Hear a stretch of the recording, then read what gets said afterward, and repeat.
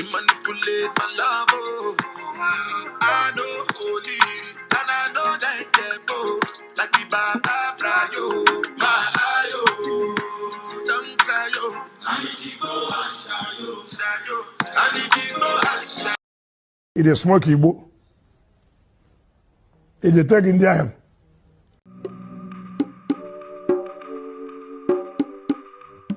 Last. Everybody go chop breakfast.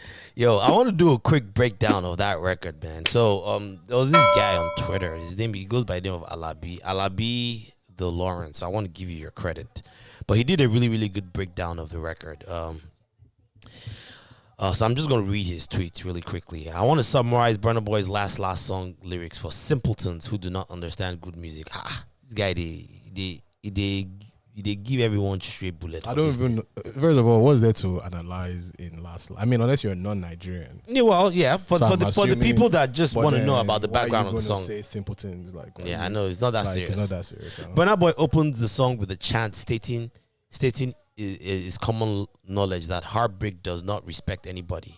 Everybody go chop breakfast, and Burna did acknowledge that it was a heartbreak song. Last. Now everybody go to breakfast. And then Burna goes into it. Braggadocio as he talks about his wins, noting that he's too big to condone any insult, and although he has dedicated his life to his art, his heart is in trouble because she manipulated his love, and he brought the African giant to tears. He cannot stay sober to process these feelings, so he needs Igbo and Shayo to help him get over the pain he's feeling. I put my life into my job and I know I'm in trouble. She manipulate my love, oh. I know holy, and I know that tempo. Like the Baba Frayo, my ayo. Don't cry, yo. I need to go and shayo. I need to go and shayo. It is smoky book. It is taking the iron. Verse 2 up next.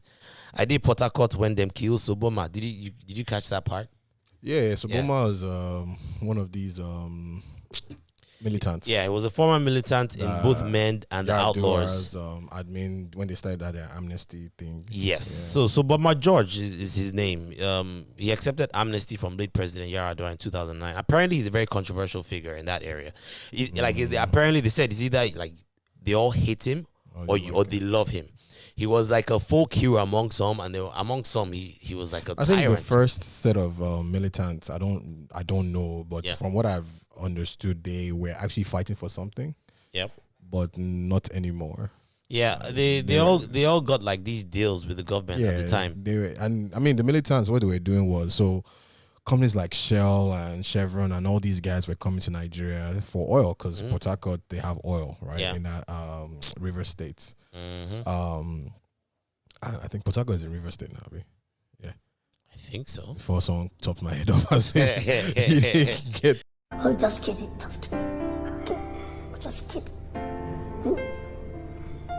You know they'll call you out. But anyways, Port Harcourt, yeah. So there's a lot of oil there, and what usually happens is, these companies come out there and they try and get these river state they drill holes, they refine oil basically, but they're polluting the air and the water, and then there's a lot of illegal refineries, and then they were saying that these companies were taking so much from the communities and destroying communities, but people were not benefiting from them. Yeah. So a group of people decided to, start vandalizing pipelines and basically just stopping them from making money, yes. which is kind of like, okay, if you guys don't make money, you listen to our needs and demands. And they started that, but they also started kidnapping, what do you call them? Expatriates, Shell workers. and they were getting paid money. So it started becoming a business for some. I think the goal behind it was lost. Yes. And then Yaradua at the time decided, well, the way to curb that was to, which I don't think was the smartest move,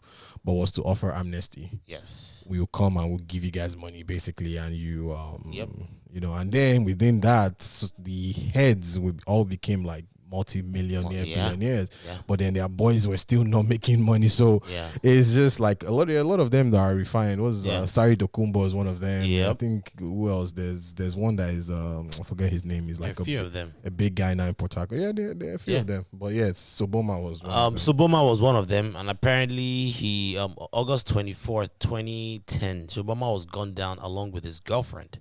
And Burna Boy added that his feelings became a roller coaster after Shuboma's murder. I don't know. Feelings they I don't know how swing true like that is. Jangilova. Soboma, I dey try to buy moto, one Toyota Corolla. My feelings been they swing like Django Lover. Feelings been they swing like Django Lover. No, but I he mean, did the say song. it in the lyrics. I now. don't know how old was he when this happened. This happened in 2010. 2010, yeah. Burna was So it would have 20. been like 20. Yeah, 20, I'm sure. 19.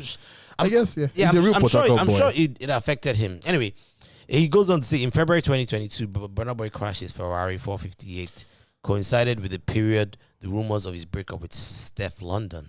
How you crash your Ferrari for Lucky Burna? Now some money remake with that pain all over. My feelings today swing like Django Lover. Feelings today swing like Timbani get you. I'm a white dog. Dominated major This tabloids. guy, they reach that. And people thought he was being reckless, but they didn't know that again. He was having a turbulent period This guy, of his they emotions. reach. Timbani Kejuru Ejuru. You know Burna what- Boy wants to say it as it is. He doesn't want to hold back on letting his feelings known. And he questioned why his ex insinuated that he didn't do anything for her when her wish was literally his command. Ah, man, this guy is as if he was reading right from Burna's head or something. He concluded that verse with the prayer that maybe sometime later in the future or in another life they will get it right, get married, and live happily ever after. But for now, he has to let her go. Burna Boy, take your crown.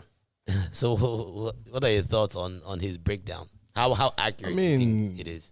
In the terms of the songs, Yeah. a lot of these songs are not necessarily 100% factual. It might be based on emotions you're going through. They might not even be at the same time, but you can package it all to like a certain period.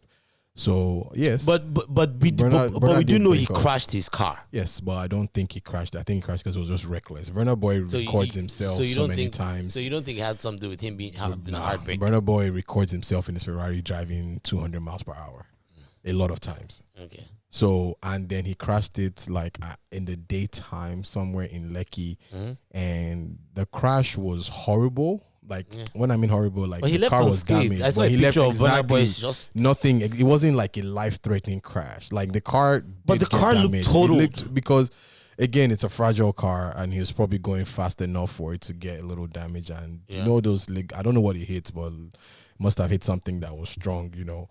But he left unscathed. I don't know if the airbags deployed, but again, that doesn't matter. Any crash can be fatal. So Yeah. I get it. You know, he said he remains small, he could have been gone, you know. So it's possible that, you know, one wrong turn or anything could have happened. A trailer could have been coming behind him and anything. So it's his experience. Yeah. But I don't think it's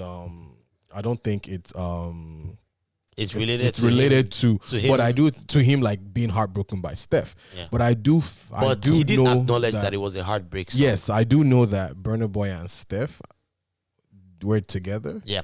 The cause of their breakup is not really known. I mean, you can speculate that it was when that other chick was came out to say, you know, he did like the other girl, I forget her name was. So you can say that, you know, it's his fault.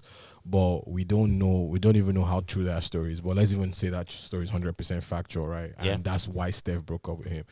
He's still saying like, well, whatever happened in that relationship, he was heartbroken, which can be, two things can be true. Yeah. You know, he could be heartbroken because Steph left him, or she could have left him for whatever reason. So I do acknowledge that. Yeah. But one thing I do say is Burna Boy is very smart.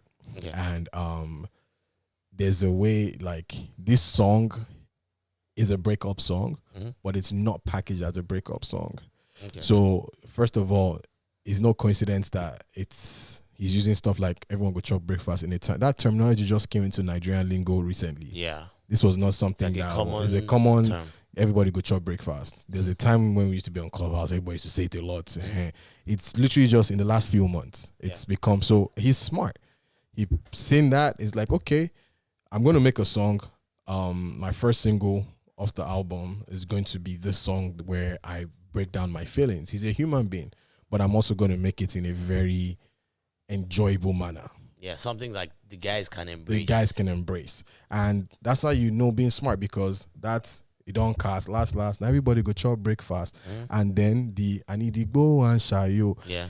It's they're very catchy songs. They're very calculated lingo, because I catch myself just randomly saying, I need to go and shayo. Do you get what I'm saying? Like, they're very, and you can also relate to it. We've all been there when we've gone through stress and you're like, bro, if I could hit a blunt now or just drink my whiskey. So we've been there. So it's very calculated. So what do you think about the song itself? I think the song is amazing. I mean, so forget that I'm a Burna fan or not. I think it was the best song that came out of Friday the 13th. I do believe. But so some people would argue that Palazzo was a better song. Let me put it. And this some way, people right? would argue that Stand Strong Nobody was a better argues song. that. So forget it, bro.